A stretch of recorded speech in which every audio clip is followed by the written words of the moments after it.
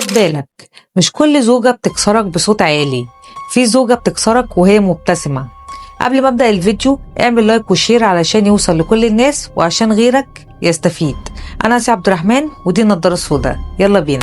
لو كل مرة تطلع من خناقة حاسس انك انت الغلطان، لو كل نقاش بيخلص انك تعتذر حتى وانت مش فاهم اعتذرت على ايه، لو ثقتك في نفسك بتقل سنة ورا سنة، يبقى محتاج تقف وتسأل نفسك هو انا قدام زوجة قوية ولا زوجة نرجسية؟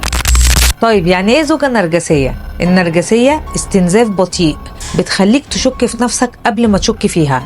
هي الزوجة اللي دايما الصح حتى وهي غلط، لو واجهتها تقول انت فاهم غلط، ولو زعلت تقولك انت حساس بزيادة، ولو جرحتك تقولك انا بهزر وانا عملت ايه. تقلب الموقف وتخليك انت المتهم. عندها حب السيطرة، كل حاجة تمشي بطريقتها، عايزة كل الناس تمدح فيها وتتضايق لو حد انتقدها، تعتبره هجوم شخصي.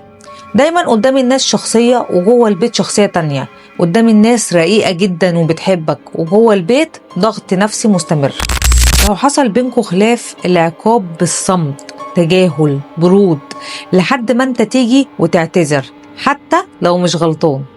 واخطر نقطة انك تبدأ تشك في نفسك، بتحسسك دايما انك مقصر مهما حاولت ترضيها، ناقصها حاجة، وبتحسسك دايما ان المشكلة فيك مش فيها.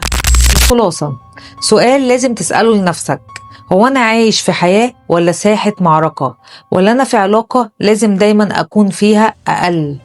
البيت مش ساحة للحرب ولا مباراة مين يغلب التاني.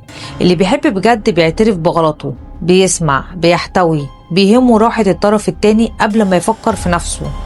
وسؤالي ليكوا، هل النرجسية بتدمر البيوت فعلا، ولا شايفين ان التحمل والصبر ممكن يحل المشكلة؟ واكتب لنا رأيك باحترام في تعليق، وخلينا نسمع بعض من غير تجريح. في نهاية كلامي عايزة اقول لكم ان ورا كل نضارة سودا في كلام كتير لسه ما اتقالش. سلام.